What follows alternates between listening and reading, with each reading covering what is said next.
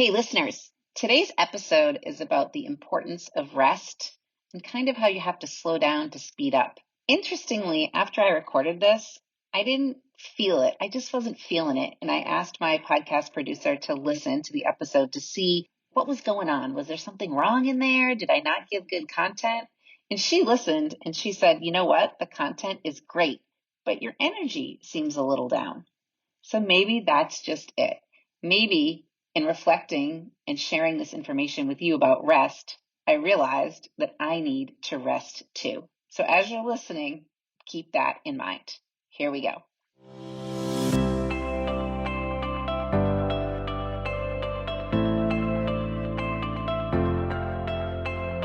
You're listening to the Time to Level Up podcast. I'm your host, business life coach Andrea Liebross.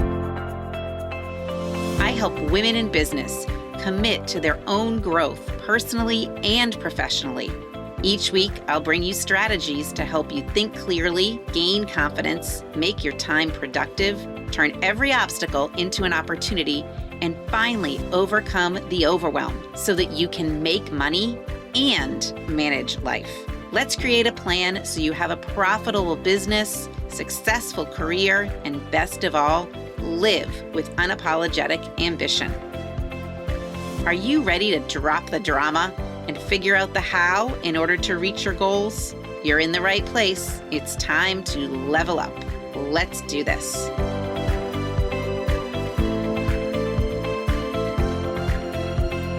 Welcome, my friends, to episode 19. Whoop, whoop. I think it's one of the very last days of March still. Episode 19. And oftentimes in March, people go on spring breaks and they take some time to rest. So that's what we're going to talk about today, taking time to rest and what it does for us and how we can do it. I'm going to give you some little practical advice here on how we can do this. But first, I want to share with you something that my client Sarah said. It kind of has to do with rest. And we've been working together inside my Committed to Growth group now for a while. And when I asked her what is a change that she's experienced, she said, I follow a schedule that's honest and I don't overbook myself. I'm happy and less stressed. I think, adjust, and work through ideas and solutions. I'm not daydreaming. Okay, so go back to that first sentence though. I follow a schedule that is honest and I don't overbook myself. So I think that a lot of times the reason that we need rest is because we do overbook ourselves, right? Yeah, so I want you to go back to episode number 4, okay, and listen to that episode on time and overbooking yourself, and then come listen to this episode on rest and tell me what you think. Okay, so here we go. So I'm going to give you today maybe 12 reasons why I think that rest works. Okay, if you think about it, most religions have a day in their week that is called a day of rest. Okay, why? Why is that?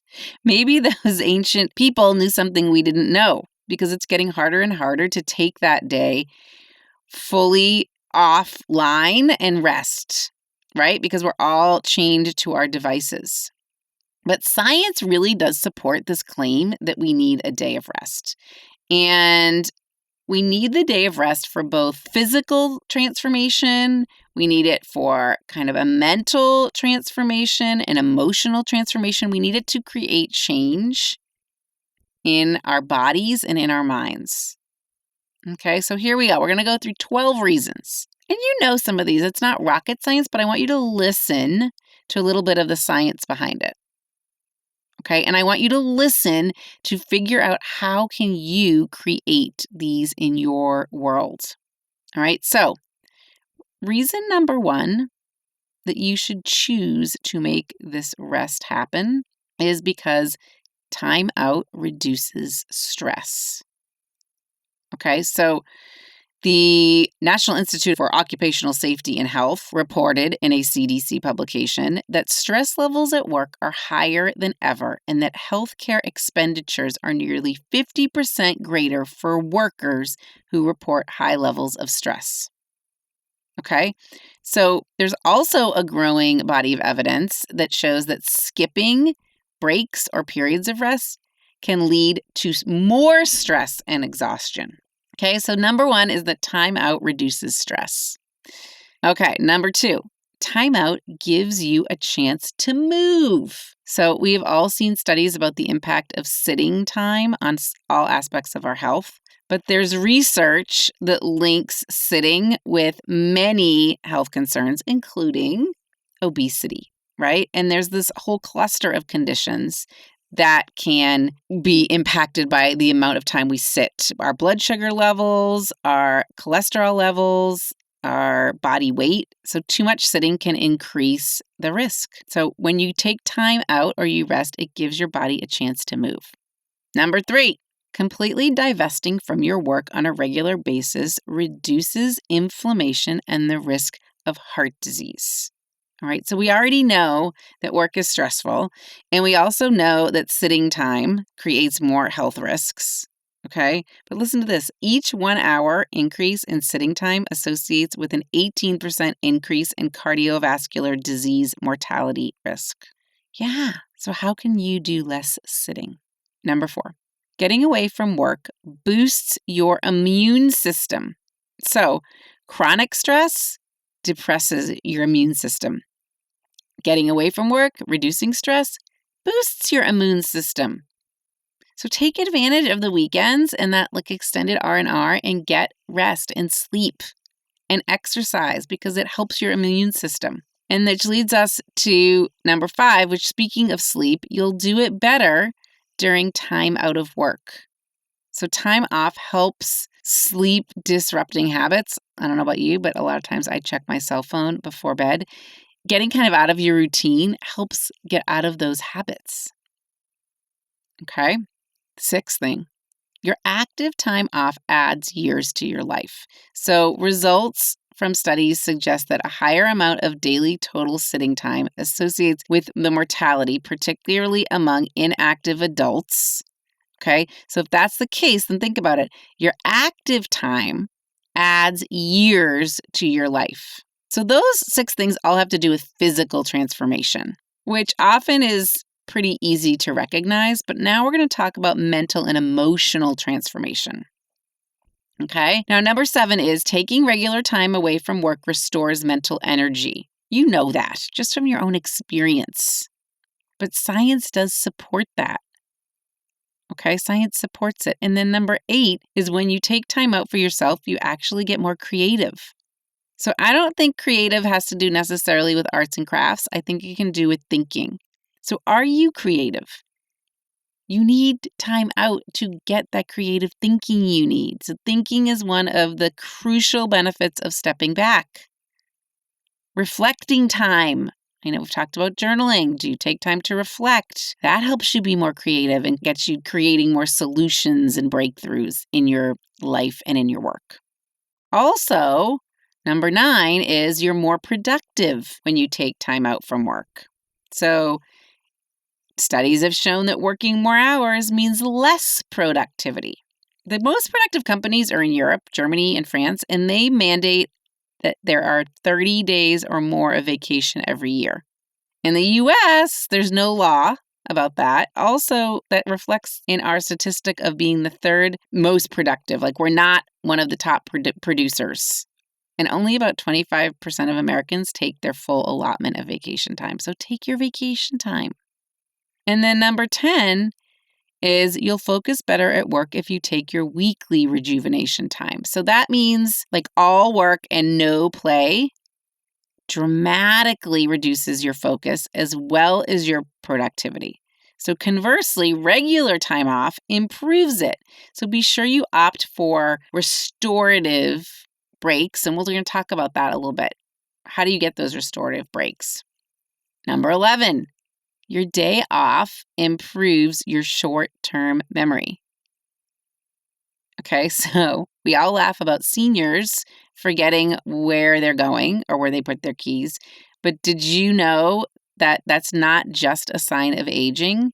It's a sign of how you are not managing your time, even as a middle-aged person during the week. So separate from work and enjoy things, and you'll probably remember where your keys are.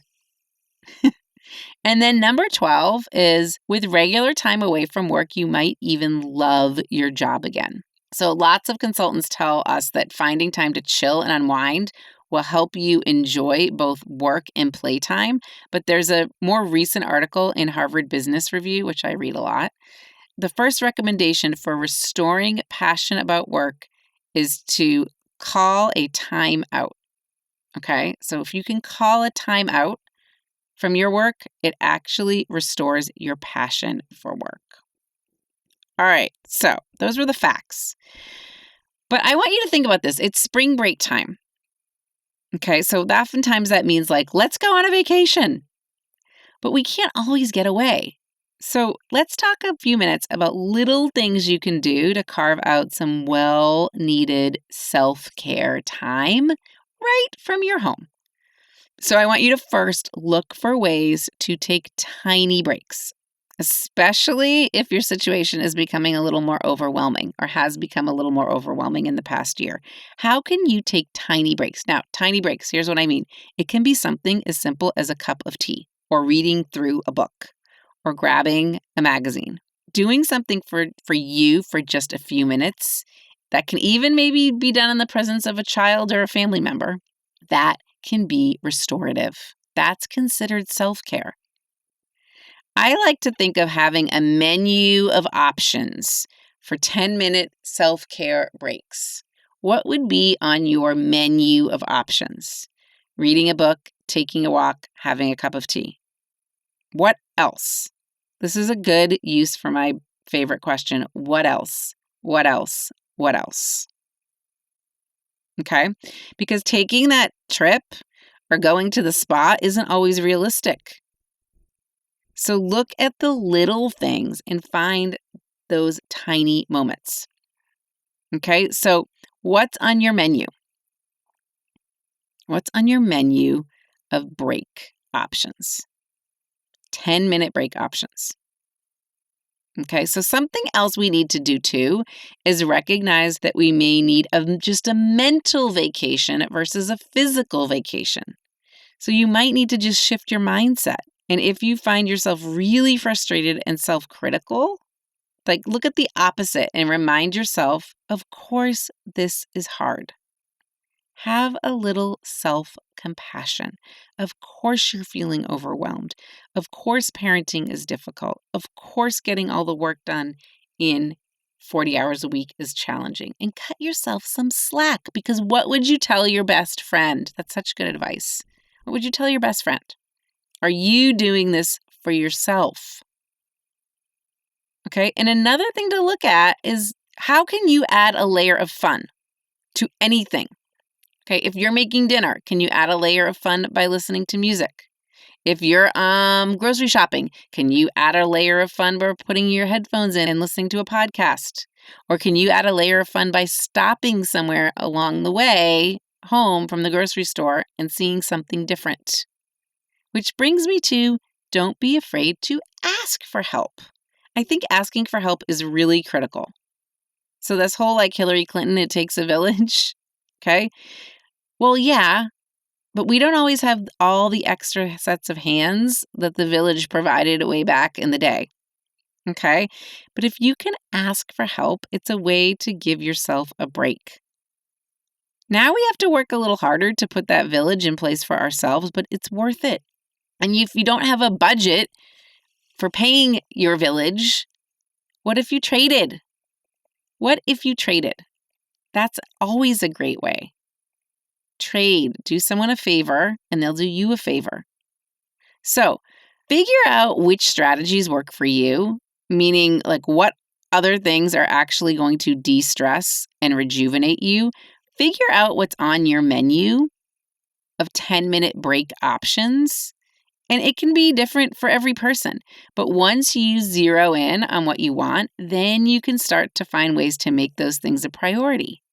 So you don't feel like you're being totally submerged by all of your roles in life of business owner or employee or parent or daughter.